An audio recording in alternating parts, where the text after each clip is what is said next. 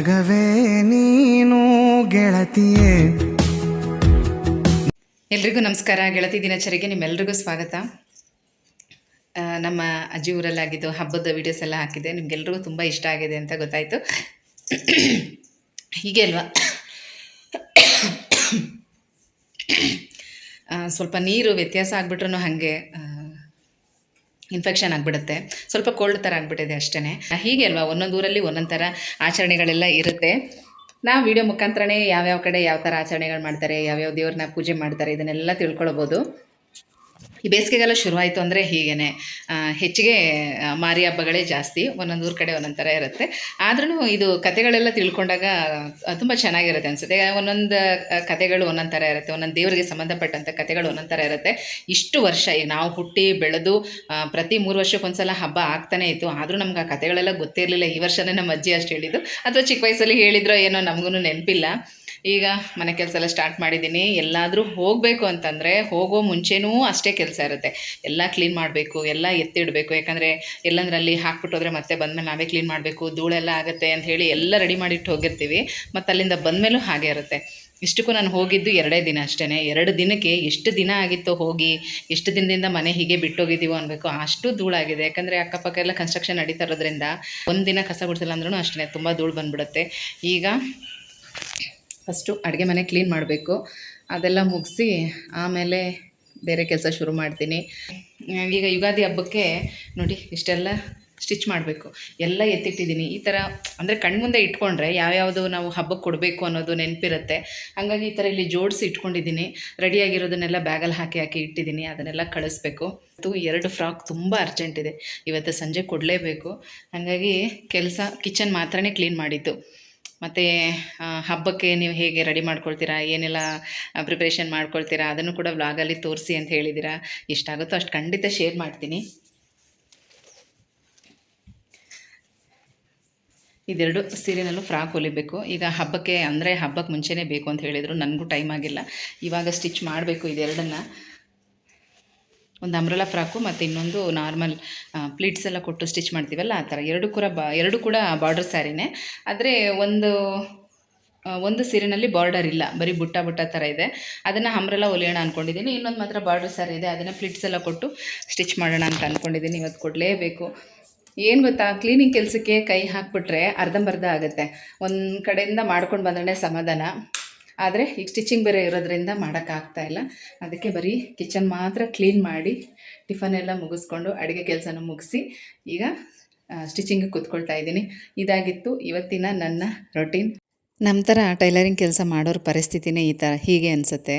ಹಬ್ಬ ಟೈಮಲ್ಲಿ ಮನೇಲೂ ಕೆಲಸ, ಅಂಗಡಿಲೂ ಕೆಲಸ, ಅಂದರೆ ಸ್ಟಿಚಿಂಗ್ ಕೆಲಸ ಇದ್ದೇ ಇರುತ್ತೆ. ಈಗ ಮನೇಲೇ ಸ್ಟಿಚ್ ಮಾಡ್ತಾ ಇರೋದ್ರಿಂದನೂ ಕೂಡ ಎರಡನ್ನೂ ಬ್ಯಾಲೆನ್ಸ್ ಮಾಡಲೇಬೇಕು. ಹೇಗಾಗ್ತಾಯಿದೆ ಅಂತಂದರೆ, ಕರೆಂಟ್ ಹೋದಾಗ ಎದ್ದು ಮನೆ ಕೆಲಸ ಮಾಡ್ಕೊಳ್ತೀನಿ, ಕರೆಂಟ್ ಇರುವಾಗ ಕೂತ್ಕೊಂಡು ಸ್ಟಿಚಿಂಗ್ ಕೆಲಸ ಮಾಡ್ತಾಯಿದ್ದೀನಿ. ಈ ಥರ ಆಗ್ತಾಯಿದ್ದೆ. ಎರಡೂ ಇಂಪಾರ್ಟೆಂಟೇ, ಮಾಡಲೇಬೇಕು. ಹಬ್ಬ ಕ್ಲೀನಿಂಗೂ ಮಾಡಬೇಕು, ಇನ್ನು ಸ್ಟಿಚಿಂಗ್ ಕೆಲಸನೂ ಮಾಡಬೇಕು. ಈ ಥರ ಸ್ಯಾರಿಗಳು ಕೊಟ್ಟಾಗ ಒಂದು ಸಲ ನೀಟಾಗಿ ಚೆಕ್ ಮಾಡ್ಕೋಬೇಕು. ಯಾಕಂದರೆ ಕೆಲವು ಸಲ ಏನಾಗುತ್ತೆ ಅಂದರೆ ಊದ್ಗಡ್ಡಿದು ಕಿಡಿ ಎಲ್ಲ ತಾಕಿಸ್ಕೊಂಡಿರ್ತಾರೆ, ಸಣ್ಣ ಸಣ್ಣ ಹೋಲ್ ಎಲ್ಲಾದರೂ ಇರುತ್ತೆ. ಮತ್ತು ಈ ಥರ ಫ್ರಾಕ್ಗಳಾಗಿರಲಿ, ಲಂಗ ಬ್ಲೌಸ್ ಆಗಲಿ ಸ್ಟಿಚಿಂಗಿಗೆ ಅಂತ ಆಲ್ರೆಡಿ ಅವ್ರು ಯೂಸ್ ಮಾಡಿರೋಂಥ ಸ್ಯಾರಿಗಳು ಕೊಡ್ತಾರೆ.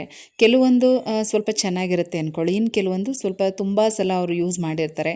ಹಾಗಾಗಿ ಬಾರ್ಡರಲ್ಲಾಗಿರಲಿ, ಮಧ್ಯದಲ್ಲಿ ಎಲ್ಲಾದ್ರೂ ಏನಾದರೂ ಡ್ಯಾಮೇಜ್ ಆಗಿದೆಯಾ ಅಂತ ಚೆಕ್ ಮಾಡ್ಕೋಬೇಕು. ನಾವು ಸ್ಟಿಚ್ ಮಾಡಾದ್ಮೇಲೆ ಏನಾದರೂ ಡ್ಯಾಮೇಜ್ಗಳು ಕಾಣಿಸ್ಬಿಟ್ರೆ ನಾವು ಸ್ಟಿಚ್ ಮಾಡಿ ಕೂಡ ವೇಸ್ಟ್ ಆಗುತ್ತೆ. ನಾನು ಅಷ್ಟೇ ಕಸ್ಟಮರ್ ಹತ್ರ ತೊಗೊಳ್ಳುವಾಗಲೇ ಅವ್ರ ಮುಂದೆನೇ ಒಂದು ಸಲ ಚೆಕ್ ಮಾಡಿಬಿಡ್ತೀನಿ. ಮತ್ತು ಇಲ್ಲಿ ಕಟ್ಟಿಂಗ್ ಮಾಡೋ ಟೈಮಲ್ಲಿ ಇನ್ನೊಂದು ಸಲ ಚೆಕ್ ಮಾಡ್ತಾ ಇದ್ದೀನಿ. ಇವತ್ತು ಅಂಬ್ರೆಲಾ ಸ್ಕರ್ಟ್ನ ಕಟ್ ಮಾಡೋದಕ್ಕೆ ಒಂದು ಹೊಸ ಮೆಥಡ್ನ ಯೂಸ್ ಮಾಡಿದೆ. ನಾನು ಇದನ್ನು ಯೂಟ್ಯೂಬ್ ವಿಡಿಯೋದಲ್ಲೇ ನೋಡಿದ್ದು. ನೋಡಿ ಇಲ್ಲಿ ನಿಮಗೆ ಇದನ್ನು ಚಿಕ್ಕದಾಗಿ ತೋರಿಸ್ತಾ ಇದ್ದೀನಿ. ಈ ಫೋಲ್ಡಿಂಗನ್ನು ಸ್ಯಾರಿ ಅಂತ ತಿಳ್ಕೊಳ್ಳಿ. ಈ ಥರ ನಾವು ಡಬಲ್ ಫೋಲ್ಡಿಂಗಲ್ಲಿ ಹಾಕ್ಕೊಂಡಿರ್ತೀವಿ. ಅದನ್ನು ಸರಿಯಾಗಿ ಮಧ್ಯಭಾಗಕ್ಕೆ ಈ ಥರ ಟ್ರಯಾಂಗಲ್ ಶೇಪಲ್ಲಿ ಫೋಲ್ಡ್ ಮಾಡ್ಕೋಬೇಕು. ಆಮೇಲೆ ಮೇಲ್ಗಡೆ ಚೋಪ್ ಇದೆಯಲ್ಲ, ಅಲ್ಲಿ ನಾವು ಟೇಪನ್ನು ಇಟ್ಕೊಂಡು ನಮಗೆ ಲೆಂತ್ ಎಷ್ಟು ಬೇಕು ಅದಕ್ಕಿಂತ ಒಂದು 4-5 ಇಂಚು ಜಾಸ್ತಿನೇ ಇಟ್ಕೊಂಡು 3 ಭಾಗದಲ್ಲೂ ಕೂಡ ಮಾರ್ಕ್ ಮಾಡಿಕೊಂಡು ಆಮೇಲೆ ಸೊಂಟದ ಜಾಯಿಂಟ್ಗೂ ಕೂಡ ಅಲ್ಲಿ ಕಟ್ ಮಾಡ್ಕೋಬೇಕು. ಇದು ನಿಮ್ಗೆ ಅರ್ಥ ಆಗಲಿಲ್ಲ ಅಂದರೆ ಬೇಕಾದರೆ ನಾನು ಮುಂದಿನ ವೀಡಿಯೋಗಳಲ್ಲಿ ಇನ್ನೊಂದು ಸಲ ನಿಮ್ಗೆ ಹೇಳ್ಕೊಡ್ತೀನಿ. ಬಟ್ ಈ ಮೆಥಡ್ ತುಂಬಾ ಈಸಿ ಅನ್ನಿಸ್ತು. ಅಲ್ಲದೆ ಲಂಗದ ಗೋಲ್ ಕೂಡ ತುಂಬ ಜಾಸ್ತಿನೇ ಬಂತು. ತುಂಬ ಈಸಿ ಮೆಥಡು, ತುಂಬ ಚೆನ್ನಾಗಿ ಬಂತು. ಅಲ್ಲದೆ ಸ್ಕರ್ಟ್ನ ರಿಂಕಲ್ಸು ಕೂಡ ಅಷ್ಟೇ ತುಂಬ ಚೆನ್ನಾಗಿ ಬಂದಿದೆ. 2 ಕಡೆ ಮಾತ್ರ ಜಾಯಿಂಟ್ ಬಂತು ಸ್ಯಾರಿನಲ್ಲಿ ಕಟ್ ಮಾಡ್ತಾ ಇರೋದ್ರಿಂದ. ಆದರೆ ತುಂಬ ಚೆನ್ನಾಗಿದೆ. ಈ ಮೆಥಡ್ನ ಬೇಕಾದರೆ ನೀವು ಒಂದ್ಸಲ ಟ್ರೈ ಮಾಡಿ. ನಿಮಗೇನಾದರೂ ಅರ್ಥ ಆಗಲಿಲ್ಲ ಅಂದರೆ ಕಮೆಂಟ್ ಮಾಡಿದ್ರೆ ನಾನು ಮತ್ತೆ ಇನ್ನೊಂದು ಸಲ ನಿಮಗೆ ಇದನ್ನು ತಿಳಿಸ್ಕೊಡ್ತೀನಿ. ಈ ಫ್ರಾಕ್ ಸ್ಟಿಚಿಂಗ್ ಆದಮೇಲೆ ನಿಜವಾಗ್ಲೂ ನನಗೂ ಕೂಡ ತುಂಬ ಇಷ್ಟ ಆಯಿತು. ನೋಡಿ ಇದು ಈ ರಿಂಕಲ್ಸ್ ಲೈನ್ಗಳು ಎಷ್ಟು ಚೆನ್ನಾಗಿ ಕುತ್ಕೊಳ್ತಾ ಇದೆ ಅಂತ. ಇನ್ನೊಂದು ಸ್ಯಾರಿನಲ್ಲಿ ಪ್ಲೀಟ್ಸನ್ನು ಕೊಟ್ಟು ಸ್ಟಿಚ್ ಮಾಡಬೇಕು. ಇದು ಬಾರ್ಡರ್ ಸ್ಯಾರಿ, ಹಾಗಾಗಿ ಇದು ತುಂಬ ಈಸಿ ಆಗುತ್ತೆ. ಜಾಸ್ತಿ ನಾವೇನು ಕಟ್ಟಿಂಗ್ ಎಲ್ಲ ಇರೋದಿಲ್ಲ, ಮೇಲ್ಗಡೆ ಬಾರ್ಡ್ರ್ ಮಾತ್ರ ಕಟ್ ಮಾಡಿಕೊಂಡ್ರೆ ಸಾಕಷ್ಟೇ. ಹಾಗಾಗಿ ಸ್ಯಾರಿನ ಇನ್ನೊಂದು ಸಲ ಚೆಕ್ ಮಾಡ್ತಾ ಇದ್ದೀನಿ. ಇವತ್ತು ಎರಡೂ ಫ್ರಾಕ್ ಕೂಡ ಸ್ಟಿಚ್ ಮಾಡಲೇಬೇಕು. ತುಂಬ ಈಸಿಯಾಗಿ ಮಾಡ್ಬೋದು, ಹೆಚ್ಚಿಗೆ ಡಿಸೈನ್ ಎಲ್ಲ ಏನೂ ಇಲ್ಲ. ಆದರೆ ಕಟ್ಟಿಂಗ್ ಮಾತ್ರ ಸ್ವಲ್ಪ ಟೈಮ್ ತೊಗೊಳುತ್ತೆ ಸ್ಯಾರಿಯಲ್ಲಿ ಅಲ್ವಾ, ಹಾಗಾಗಿ ನಾವು ಸ್ವಲ್ಪ ಕೆಳಗಡೆ ಹಾಕ್ಕೊಂಡು ಕಟ್ ಮಾಡಬೇಕು. ಏನೇ ಕಟ್ಟಿಂಗ್ ಟೇಬಲ್ ದೊಡ್ಡದಾಗಿದೆ ಅಂದರೂ ಕೂಡ ಅಂಬ್ರೆಲಾ ಸ್ಕರ್ಟ್ ಎಲ್ಲ ಕಟ್ ಮಾಡೋದಕ್ಕಾಗಲ್ಲ. ಇದರಲ್ಲಿ ಪಲ್ಲು ಮತ್ತು ಈ ಬಾರ್ಡರ್ಗಳೆಲ್ಲ ಚೆಕ್ ಮಾಡ್ಕೊಳ್ತಾ ಇದ್ದೀನಿ, ಯಾವ ಪೋರ್ಷನ್ ಯಾವುದಕ್ಕೆ ಹಾಕ್ಬೋದು ಅಂತ. ಪಲ್ಲುನಲ್ಲಿ ನಾವು ಮೇಲ್ಗಡೆ ಯೋಕ್ಗೆ ಕೊಡ್ಬೋದು, ಹಾಗೆ ಬಾರ್ಡರ್ಸ್ನ ನೋಡಿಕೊಂಡು ಕಟ್ ಮಾಡಿಕೊಂಡ್ರೆ ಸ್ಲೀವ್ಗೆ ಕೊಡ್ಬೋದು. ಈ ಥರ ಮೊದಲೇ ಚೆಕ್ ಮಾಡ್ಕೊಳ್ತಾ ಇದ್ದೀನಿ. ನೋಡಿಕೊಂಡು ಒಂದು ಪ್ಲ್ಯಾನ್ ಮಾಡಿಕೊಂಡು ಕಟ್ ಮಾಡಿಕೊಂಡ್ರೆ ತುಂಬ ಒಳ್ಳೆಯದು. ಫೈನಲಿ ಫ್ರಾಕ್ ಫಿನಿಶಿಂಗ್ ಆದಾಗ ಕೂಡ ತುಂಬ ಚೆನ್ನಾಗಿ ಕಾಣಿಸುತ್ತೆ. ಏನು ಪ್ಲ್ಯಾನಿಂಗ್ ಇಲ್ಲದೆ ನಾವು ಹೇಗೋ ಕಟ್ ಮಾಡ್ಕೊಂಬಿಟ್ರೆ ಬಟ್ಟೆ ವೇಸ್ಟ್ ಆಗುತ್ತೆ. ವಿಪರೀತ ಬಿಸಿಲು. ಇವಾಗ ಹೊರಗಡೆ ಹೋಗಿ ಬಂದೆ, ತುಂಬಾ ಬಿಸಿಲಿದೆ. ಲೈನಿಂಗ್ ಬೇಕಿತ್ತು, ಫ್ರಾಕ್ಗಳು ಕಟ್ ಮಾಡೋದ್ನಲ್ಲ, ಲೈನಿಂಗ್ ಬೇಕಿತ್ತು. ಹಾಗೆ ಸೀರೆ ಸ್ವಲ್ಪ ಜಿಗ್ಜಾಗು ಕೊಟ್ಟಿದ್ದೆ, ಅದನ್ನು ತೊಗೊಂಡು ಬರಬೇಕಿತ್ತು. ಸೀರೆ ಕುಚ್ಚು ಹಾಕಬೇಕು. ಕಾಟನು ಮತ್ತು ಪಾಲಿಸ್ಟರ್ ಎರಡೂ ತೊಗೊಂಡು ಬಂದಿದ್ದೀನಿ. ಊಟ ಮಾಡಿಕೊಂಡು ಒಂದೇ ಸಲ ಕೆಲಸ ಸ್ಟಾರ್ಟ್ ಮಾಡೋಣ ಅಂತ. ಇನ್ನು ಇವಾಗ ಕೂತ್ಕೊಂಡ್ರೆ 6 ಗಂಟೆ ತನಕ ಎದ್ದೇಳಲ್ಲ. ಇವಾಗ ಟೈಮ್ 2:30 ಆಗ್ತಾಯಿದೆ. 6 ಗಂಟೆ ಅಷ್ಟರಲ್ಲಿ ಆಲ್ಮೋಸ್ಟ್ ಮುಗಿಸ್ಬೋದು ಅಂತ ಟಾರ್ಗೆಟ್ ಇಟ್ಕೊಂಡಿದ್ದೀನಿ. ನೋಡೋಣ. ಒಟ್ಟಿನಲ್ಲಿ ಏನೇ ಆದರೂ ಇವತ್ತು 2 ಫ್ರಾಕ್ ಮುಗಿಸ್ಲೇಬೇಕು. ಸ್ಟಿಚಿಂಗ್ ಎಲ್ಲ ಆದಮೇಲೆ ಫ್ರಾಕ್ ಹೆಂಗೆ ಬಂದಿದೆ ಅಂತ ನಿಮಗೆ ತೋರಿಸ್ತೀನಿ, ನೋಡ್ಬಿಟ್ಟು ಹೇಳಿ. ಮತ್ತು ಊರಿಂದ ಬರುವಾಗ ದಾಸವಾಳ ಹೂವು ತೊಗೊಂಡು ಬಂದಿದ್ದೆ, ಅಂದರೆ ಮೊಗ್ಗುಗಳು ಒಂದಷ್ಟು ತೊಗೊಂಡು ಬಂದಿದೆ. ಎಲ್ಲ ನೀರಲ್ಲಿ ಹಾಕಿದ್ದೀನಿ, ಅರಳಿದೆ. ನಾಳೆ ಎಲ್ಲ ಕೆಂಪು ದಾಸವಾಳನೇ ಹಾಕಿ ಪೂಜೆ ಮಾಡ್ಬೋದು, ಚೆನ್ನಾಗಿರುತ್ತೆ. ಕೆಂಪು ದಾಸವಾಳ ಪ್ರತಿದಿನ ಕಳಸಕ್ಕಿಟ್ಟು ತುಂಬ ಒಳ್ಳೆಯದು ಅಂತ ಹೇಳ್ತಾರೆ. ಅದನ್ನು ಮಂದಾರ ಪುಷ್ಪ ಅಂತ ಹೇಳ್ತಾರೆ. ಶಾರ್ಟ್ಸ್ ವಿಡಿಯೋದಲ್ಲಿ ಒಂದು ಹಾಕಿದ್ದೆ, ಚೆನ್ನಾಗಿರುತ್ತೆ.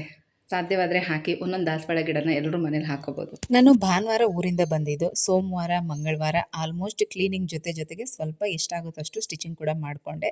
ಈಗ ಫ್ರಾಕ್ ಕೂಡ ಅಷ್ಟೇ, ನೆನ್ನೆ ಫಿನಿಶಿಂಗ್ ಆಗೋಷ್ಟರಲ್ಲೇ ತುಂಬ ಲೇಟ್ ಆಗೋಯಿತು. ಹಾಗಾಗಿ ಮಾರನೇ ದಿನ ವೀಡಿಯೋನ ಕಂಟಿನ್ಯೂ ಮಾಡ್ತಾ ನಿಮಗೆ ತೋರಿಸ್ತಾ ಇದ್ದೀನಿ.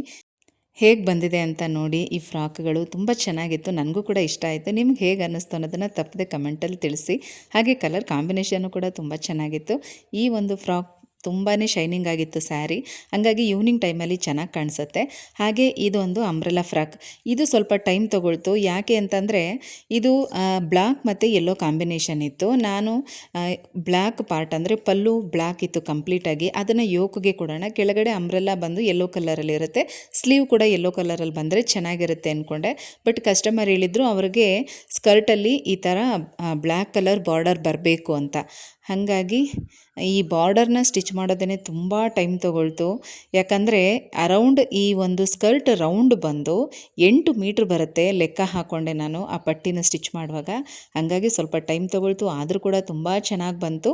ಇವತ್ತು ಬುಧವಾರ ಅಮಾವಾಸ್ಯೆ ಇತ್ತು, ಹಾಗಾಗಿ ಬೆಳಗ್ಗೆ ಬೇಗನೆ ಎದ್ದು ಮೊದಲು ವಾಶ್ರೂಮ್ ಎಲ್ಲ ತೊಳೆದು ಕ್ಲೀನ್ ಮಾಡಿ ತಲೆಗೆ ಸ್ನಾನ ಮಾಡಿಕೊಂಡು ಆಮೇಲೆ ಪೂಜಾ ರೂಮ್ ಕ್ಲೀನ್ ಮಾಡ್ತಾಯಿದ್ದೀನಿ. ಯಾಕಂದರೆ ಅಮಾವಾಸ್ಯೆ ಹುಣ್ಣಿಮೆ ದಿನಗಳಲ್ಲೂ ಕೂಡ ನಾನು ವಾಶ್ರೂಮ್ ಕ್ಲೀನ್ ಮಾಡೋದಿಲ್ಲ. ಆದರೆ ಸೋಮವಾರ ಮಂಗಳವಾರ ಮನೆ ಕ್ಲೀನಿಂಗ್ ಜೊತೆಗೆ ಸ್ಟಿಚಿಂಗ್ ಕೆಲಸ ಇದ್ದಿದ್ದರಿಂದ ಯಾವಾಗಲೂ ಅಷ್ಟೇ ನಾನು ಪೂಜಾ ರೂಮು ಅಡುಗೆ ಮನೆ ಇದೆಲ್ಲ ಕೊನೆಯಲ್ಲಿ ಇಟ್ಕೊಳ್ತೀನಿ. ಹಾಗಾಗಿ ಇವತ್ತು ಸ್ವಲ್ಪ ಬೇಗನೆ ಎದ್ದು ಫಸ್ಟು ಅದೆಲ್ಲ ಮುಗಿಸ್ಕೊಂಡು 8 ಗಂಟೆ ಒಳಗಾಗಿ ಪೂಜಾ ರೂಮ್ ಕೂಡ ಕ್ಲೀನ್ ಮಾಡ್ಕೋಬೇಕಾಗಿತ್ತು. 8:30 ಅಮಾವಾಸ್ಯೆ ಸ್ಟಾರ್ಟ್ ಆಗುತ್ತೆ. ಹಾಗಾಗಿ ಬೇಗ ಪೂಜಾ ರೂಮ್ ಕ್ಲೀನ್ ಮಾಡ್ತಾಯಿದ್ದೀನಿ. ಈಗ ಟೈಮ್ ಆಗಿದೆ ಬೆಳಗ್ಗೆ 7 ಗಂಟೆ. ಪೂಜಾ ಸಾಮಾನೆಲ್ಲ ಎತ್ತಿ ಹೊರಗಡೆ ಇಟ್ಬಿಟ್ಟು ಇವಾಗ ಈ ಡ್ರಾಯರೆಲ್ಲ ಕ್ಲೀನ್ ಮಾಡ್ತಾಯಿದ್ದೀನಿ. ನೋಡಿ ಈ ಥರ ನಾನು 2 ಡ್ರಾಯರ್ನ ಮಾಡಿಸ್ಕೊಂಡಿದ್ದೀನಿ ಸಪ್ರೇಟಾಗಿ. ಯಾಕೆ ಅಂದರೆ ನೋಡಿ, ಒಂದರಲ್ಲಿ ಈ ಥರ ವಿಗ್ರಹಗಳು, ದೀಪಗಳು ಮತ್ತು ಪೀಠಗಳು, ನಂದು ಪೂಜೆದು ಬುಕ್ ಆಗಿರ್ಬೋದು, ಹುಂಡಿ, ಈ ಥರದ್ದೆಲ್ಲ ಇಟ್ಕೊಂಡಿರ್ತೀನಿ. ಇನ್ನೊಂದು ಕಡೆ ಊದುಬತ್ತಿ, ಕರ್ಪೂರ, ತುಪ್ಪದ ಬತ್ತಿ ಅಂಥದ್ದೆಲ್ಲ ಇಟ್ಕೊಂಡಿರ್ತೀನಿ. ಹಾಗಾಗಿ 2 ಸಪ್ರೇಟ್ ಇದ್ದರೆ ತುಂಬ ಒಳ್ಳೆಯದು. ಯೂಶಲಾಗಿ ಒಂದೇ ಡ್ರಾಯರ್ನ ಮಾಡಿಸಿರ್ತಾರೆ. ನಾವು ಕೂಡ ಲೀಸ್ ಹೌಸಲ್ಲೆಲ್ಲ ಇದ್ದಾಗೆಲ್ಲ ನೋಡಿದ್ದೀನಿ, ಒಂದೇ ಒಂದು ಡ್ರಾಯರ್ ಇರುತ್ತೆ. ಬಟ್ ಈ ಥರ 2 ಇದ್ದರೆ ಒಳ್ಳೆಯದು ಅಂತ ಅನ್ನಿಸ್ತಾ ಇತ್ತು. ಹಾಗಾಗಿ ಈ ಥರ ಹೇಳಿ ನಾನು 2 ಡ್ರಾಯರ್ ಇರಲಿ ಅಂತ ಹೇಳಿ ಮಾಡಿಸ್ಕೊಂಡಿದ್ದು. ಕೆಲವು ದೇವ್ರ ಮನೆ ಏನಾದರೂ ದೊಡ್ಡದಿದ್ದರೆ ಮೇಲೆ ಒಂದು ಸ್ಟೆಪ್ಪು ಕೆಳಗಡೆ ಒಂದು ಸ್ಟೆಪ್ ಆ ಥರ 2 ಡ್ರಾಯರ್ ಮಾಡಿಸ್ಕೊಳ್ತಾರೆ, ಅದು ಕೂಡ ಚೆನ್ನಾಗಿರುತ್ತೆ. ಬಟ್ ಇದು ಚೆನ್ನಾಗಿರುತ್ತೆ ಅಂದರೆ ಈಗ ವಾರಕ್ಕೆ 1 ಸಲ 2 ಸಲ ಯೂಸ್ ಮಾಡುವಂಥ ವಸ್ತುಗಳು ಮತ್ತು ಪ್ರತಿದಿನ ಪ್ರತಿದಿನ ಯೂಸ್ ಮಾಡೋವಂಥ ವಸ್ತುಗಳು. ಅದನ್ನು ಸಪ್ರೇಟ್ ಇಟ್ಕೊಂಡ್ರೆ ಈ ಡ್ರಾಯರ್ಗಳು ಗಲೀಜಾಗಲ್ಲ, ಬೇಗ ಚೆನ್ನಾಗಿರುತ್ತೆ. ಹಾಗಾಗಿ ನಾನು ಅದನ್ನು ಮೈಂಡಲ್ಲಿ ಇಟ್ಕೊಂಡು 2 ಡ್ರಾಯರ್ ಇರಲಿ ಅಂತ ಹೇಳಿ ಈ ಥರ ಮಾಡಿಸ್ಕೊಂಡಿದ್ದು. ನಿಜಕ್ಕೂ ತುಂಬಾ ಯೂಸ್ಫುಲ್ ಆಗಿರುತ್ತೆ.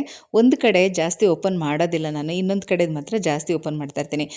ಪ್ರತಿದಿನ ದೀಪದ್ದು ಎಣ್ಣೆ ಆಗಿರ್ಬೋದು, ಕರ್ಪೂರ ಆಗಿರ್ಬೋದು, ಮತ್ತು ಈ ಸಾಂಬ್ರಾಣಿ ಬತ್ತಿ, ದೀಪದ ಬತ್ತಿಗಳು, ಗೆಜ್ಜೆ ವಸ್ತ್ರ, ಅರಿಶಿನ, ಕುಂಕುಮ ಈ ಥರದ್ದೆಲ್ಲ ಒಂದು ಕಡೆ ಇಟ್ಕೊಂಡಿರ್ತೀನಿ. ನೋಡಿ ಈಗ ನಾನು ಕ್ಲೀನಿಂಗ್ ಎಲ್ಲ ಆಯಿತು.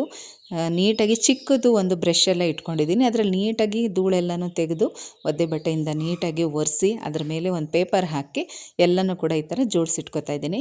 ಒಂದಷ್ಟು ಹೊಸದಾಗಿ ತೊಗೊಂಬಂದಿರೋದು ಕೂಡ ಆ ಕಡೆ ಸೈಡಲ್ಲಿ ಇಟ್ಕೊಂಡಿರ್ತೀನಿ. ಡೈಲಿ ಯೂಸ್ ಮಾಡೋವಂಥದ್ದನ್ನು ಈ ಕಡೆ ಇಟ್ಕೊಂಡಿರ್ತೀನಿ. ಅದರಲ್ಲಿ ಸ್ವಲ್ಪ ಇರೋವಂಥದ್ದನ್ನೆಲ್ಲ ತೆಗೆದು ಬಾಕ್ಸ್ ಎಲ್ಲ ಖಾಲಿ ಮಾಡಿ ಹೊರಗಡೆ ಹಾಕಿ ನನಗೆ ಹೇಗೆ ಬೇಕೋ ಕೈ ಹಾಕಿದ ತಕ್ಷಣ ಸಿಗೋ ಥರ ನೀಟಾಗಿ ಎಲ್ಲನೂ ಕೂಡ ಜೋಡಿಸ್ಕೊಳ್ತಾ ಇದ್ದೀನಿ. ಈ ಡ್ರಾಯರ್ಗಳನ್ನ ಕ್ಲೀನ್ ಮಾಡಿ ಆಮೇಲೆ ಟೈಲ್ಸ್ ಎಲ್ಲನೂ ಒರೆಸಿ, ಫೋಟೋ ಎಲ್ಲ ಒರೆಸಿ ತುಂಬಾ ಕೆಲಸ. ದೇವ್ರ ಮನೆ ಕ್ಲೀನ್ ಮಾಡ್ತೀನಿ ಅಂತ ಕೂತ್ಕೊಂಡ್ರೆ ಮಿನಿಮಮ್ 3 ಅವರ್ಸ್ ಅಂತೂ ಬೇಕೇ ಬೇಕು. ಕೆಲವೊಂದು ಸಲ ಏನಾಗುತ್ತೆ ಅಂದರೆ ಐಟಮ್ಗಳನ್ನ ತೊಗೊಂಡು ಬಂದು ಹಾಗೆ ಹಾಕ್ಬಿಡ್ತಾ ಇರ್ತೀವಿ, ನೋಡೋಕ್ಕೆ ಹೋಗೋದಿಲ್ಲ. ಕೆಲವು ಸಲ ಕೈಗೆ ಸಿಗಲ್ಲ ಅಂಥೇಳಿ ಮತ್ತೆ ಹೊಸದು ತೊಗೊಂಬರ್ತೀವಿ. ಈ ಥರ ಡೀಪ್ ಕ್ಲೀನ್ ಮಾಡುವಾಗಲೇ ನಮಗೆಲ್ಲ ಸಿಗ್ತಾ ಹೋಗುತ್ತೆ. ಹಾಗೆ ಮತ್ತು ದೀಪದ ಬತ್ತಿ ಅದು ಕೂಡ ಅಷ್ಟೇ 2-3 ಪ್ಯಾಕೆಟ್ ಸಿಕ್ತು. ಗೆಜ್ಜೆ ವಸ್ತ್ರ ಮತ್ತು ತುಪ್ಪದ ಬತ್ತಿ ಇದನ್ನೆಲ್ಲ ಅಂತೂ ಸ್ಟಾಕ್ ಇಟ್ಕೊಂಡಿರ್ತೀನಿ. ಅರಿಶಿನ ಕುಂಕುಮ ಪ್ಯಾಕೆಟು ಕೂಡ ಅಷ್ಟೇ. ಪ್ರತಿ ಸಲ ಹಬ್ಬಕ್ಕೆ ಅಥವಾ ನಾನು ಮನೆಗೆ ಗ್ರಾಸರೀಸ್ ಎಲ್ಲ ತರಬೇಕು ಅಂತ ಹೋದಾಗ ಎಲ್ಲ ತೊಗೊಂಬಂದು ಇಟ್ಕೊಳ್ತಾ ಇರ್ತೀನಿ. ಏನಂದರೆ ಇಂಥದ್ದೆಲ್ಲ ಆಲ್ಮೋಸ್ಟ್ ಮನೇಲಿ ಸ್ಟಾಕ್ ಇದ್ದರೆ ಒಳ್ಳೆಯದು. ಮತ್ತು ಇದೆಲ್ಲ ಸಾಂಬ್ರಾಣಿ ಬತ್ತಿ ಒಳಗಡೆ ಬರುತ್ತೆ ನೋಡಿ, ಅದು ದೀಪಾವಳಿ ಹಬ್ಬದ ಟೈಮಲ್ಲಿ ದೀಪಗಳೆಲ್ಲ ಹಚ್ಚಿದಾಗ ಅದ್ರ ಕೆಳಗಡೆ ಇಡೋದಕ್ಕಾಗತ್ತೆ ಅಂತ ಅದನ್ನೆಲ್ಲ ಹಾಗೆ ಒಂದು ಕಡೆ ಎತ್ತಿಟ್ಟಿರ್ತೀನಿ. ಮತ್ತು ಈ ಪುಡಿ ಸಾಂಬ್ರಾಣಿ ಇದು ಕೂಡ ಅಷ್ಟೇ. ನಾವೀಗೇನು ಸಾಂಬ್ರಾಣಿ ಬತ್ತಿ ಪ್ರತಿದಿನ ಹಚ್ತೀವೋ ಅದ್ರ ಜೊತೆಗೆ ಸ್ವಲ್ಪ ಹಾಕಿದ್ರೆ ಒಳ್ಳೆ ಪರಿಮಳ ಇರುತ್ತೆ. ಹಾಗೆ ಇದು ಗೋಮಯ ದೀಪ, ಇದ್ರ ಬಗ್ಗೆ ಕೂಡ ನಾನು ಹಿಂದಿನ ವಿಡಿಯೋಗಳಲ್ಲಿ ಆದಷ್ಟು ಶೇರ್ ಮಾಡಿದ್ದೀನಿ. ಅಮಾವಾಸ್ಯೆ ದಿನ ಅಥವಾ ನಾವು ವೈಭವ ಲಕ್ಷ್ಮಿ ಯಾವುದೇ ಲಕ್ಷ್ಮೀ ಪೂಜೆ ಎಲ್ಲ ಮಾಡ್ತೀವಲ್ಲ ಆ ಟೈಮಲ್ಲಿ ಸಂಜೆ ಹೊತ್ತು ಈ ದೀಪ ಹಚ್ಚೋದು ಕೂಡ ಒಳ್ಳೆಯದು. ಇದನ್ನು ಗೋಮಯ ಅಂದರೆ ಸಗಣಿಯಿಂದ ಮಾಡಿರ್ತಾರೆ ಆ ದೀಪನ, ಅದರಲ್ಲಿ ತುಪ್ಪನ ಹಾಕಿ ಹಚ್ಚಬೇಕು. ಇದು ಸಾಂಬ್ರಾಣಿ ಬತ್ತಿ ಥರ ಕಂಪ್ಲೀಟು ಆ ದೀಪ ಕೂಡ ಉರಿದೋಗ್ಬಿಡುತ್ತೆ. ಆ ಒಂದು ಹೊಗೆಯಿಂದ ಮನೇಲಿ ನೆಗೆಟಿವಿಟಿ ಅನ್ನೋದು ತುಂಬ ಬೇಗ ಕಡಿಮೆ ಆಗುತ್ತೆ. ಆದಷ್ಟು ಒಂದು ವರ್ಷದಲ್ಲಿ 3-4 ಸಲ ಈ ಥರ ದೀಪನ ಮನೇಲಿ ಹಚ್ಚೋದು ತುಂಬ ಒಳ್ಳೆಯದು. ಈಗ ನಂದು ಪೂಜಾ ರೂಮ್ ಕ್ಲೀನಿಂಗ್ ಅಂತೂ ಕಂಪ್ಲೀಟಾಗಿ ಮುಗೀತು. ಬೆಳಗ್ಗೆ 9 ಗಂಟೆ ಆಯಿತು ಅಂದ್ಕೊಳ್ಳಿ, ಎಲ್ಲ ಕ್ಲೀನಿಂಗ್ ಮುಗಿದು ನಾನು ದೇವರ ಸಾಮಾನೆಲ್ಲ ಜೋಡಿಸೋಷ್ಟೊತ್ತಿಗೆ ಕಳಸ ಇಟ್ಟಿಲ್ಲ. ಮಾರನೇ ದಿನ ಗುರುವಾರ ಇಡ್ತೀನಿ. ಮೊದಲು ಪೂಜಾ ರೂಮ್ ಕೆಲಸ ಎಲ್ಲ ಮುಗಿಸಿ ಆಮೇಲೆ ಮನೆಯೆಲ್ಲ ಕಂಪ್ಲೀಟ್ ಮೇಲಿಂದ ಪೂರ್ತಿ ಎಲ್ಲ ಒರೆಸ್ಕೊಂಡು ಬಂದೆ. ಮನೆಯೆಲ್ಲ ಒರೆಸಾದ್ಮೇಲೆ ಈಗ ಸೋಫಾ ಕವರ್ ಚೇಂಜ್ ಮಾಡಬೇಕು, ಮ್ಯಾಟ್ಗಳೆಲ್ಲ ಹೊಸದಾಕಬೇಕು. ಹಾಗೆ ಕರ್ಟನ್ನು ಕೂಡ ಬುಕ್ ಮಾಡಿದ್ದೆ, ಬಟ್ ಅದಿನ್ನೂ ಬಂದೇ ಇಲ್ಲ. ಹಾಗಾಗಿ ಇರೋದನ್ನೇ ಹಳೆದನ್ನೇ ಒಗೆದು ಇಟ್ಟಿದ್ದೆ, ಅದನ್ನೇ ಹಾಕಿದ್ದೀನಿ. ಮ್ಯಾಟ್ಗಳು ಮಾತ್ರ ಹೊಸದು ಬುಕ್ ಮಾಡಿದ್ದೆ, ಅದೆಲ್ಲ ಮುಂಚಿತವಾಗೇ ಬಂತು. ಈ ಥರದ್ದು ಅಡುಗೆ ಮನೆ ಹತ್ರ ಒಂದು ಮತ್ತು ಮೇನ್ ಡೋರ್ ಹತ್ರ ಒಂದು.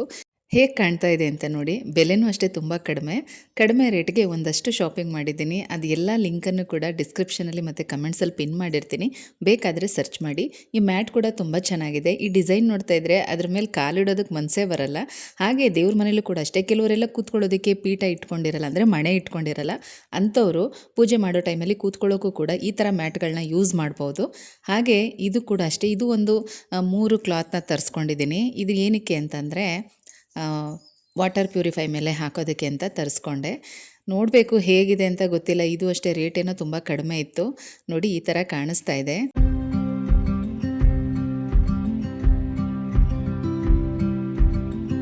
ಹಾಗೆ ಗ್ರಂಥಿಗೆ ಅಂಗಡಿಲಿ ಈ ಥರದ್ದು 2 ಹಾರ ತರಿಸಿದ್ದೆ. ಇದು ಒಂದೊಂದು ಹಾರಕ್ಕೆ 200 ರೂಪಾಯಿ ಬಿದ್ದಿದೆ. ಸ್ಯಾಂಡಲ್ದು ಮಾಲೆ ಬರುತ್ತಲ್ಲ ಆ ಥರದ್ದು ಇದು ನಮ್ಮ ಮಾವನವ್ರ ಫೋಟೋಗೆ ಬೇಕಿತ್ತು. ಈ ಬಟ್ಟೆಗಳದೆಲ್ಲ ಫ್ಲವರ್ಸ್ ಬರುತ್ತೆ ನೋಡಿ, ಆರ್ಟಿಫಿಷಿಯಲ್ ಫ್ಲವರ್ಸ್ ಹಾರಗಳು, ಅದು ಯಾಕೋ ನನಗೆ ಇಷ್ಟ ಆಗ್ತಾ ಇರಲಿಲ್ಲ. ಹಾಗಾಗಿ ಈ ಥರದ್ದು ಹಾಕೋಣ ಅಂಥೇಳಿ ತರಿಸ್ಕೊಂಡೆ. 2 ಹಾರ ತರಿಸ್ಕೊಂಡಿದ್ದೀನಿ. ಇದರಲ್ಲಿ ಇನ್ನೂ ಚಿಕ್ಕ ಸೈಜ್ ಕೂಡ ಸಿಗುತ್ತೆ. ಅದು 150ರಿಂದ 180 ರೂಪಾಯಿ ಅಂತ ಹೇಳಿದ್ರು. ಇದು 200 ರೂಪಾಯಿ. ತುಂಬ ಚೆನ್ನಾಗಿತ್ತು, ಹಾಗಾಗಿ ಇದನ್ನೇ ತರಿಸ್ಕೊಂಡೆ. ಈ ಥರ ಕಾಣಿಸ್ತಾ ಇದೆ ಇವಾಗ. ಹಾಗೆ ಕರ್ಟನ್ನು ಕೂಡ ಅಷ್ಟೇ, ಆಲ್ರೆಡಿ ಇರೋದನ್ನೇ ವಾಶ್ ಮಾಡಿ ಇಟ್ಟಿದ್ದೆ, ಅದನ್ನೇ ಹಾಕಿದ್ದೀನಿ. ಹೊಸ ಕರ್ಟನ್ ಬರಲಿಲ್ಲ, ಅದು ಬಂದಾಗ ತೋರಿಸ್ತೀನಿ. ನೋಡಿ, ನಾಳೆ ಹಬ್ಬಕ್ಕೆ ನಮ್ಮ ಮನೆ ಈ ಥರ ಕಾಣಿಸ್ತಾ ಇದೆ. ಇದು ಸಿಂಪಲ್ ವ್ಲಾಗ್, ನಿಮ್ಗೆ ಇಷ್ಟ ಆಗಿದೆ ಅಂತ ಅಂದ್ಕೊಂಡಿದ್ದೀನಿ. ಹಾಗೆ ಏನೇ ಡೌಟ್ ಇದ್ರೂ ಕೂಡ ಕಮೆಂಟಲ್ಲಿ ತಿಳಿಸಿ, ಆಯಿತಾ?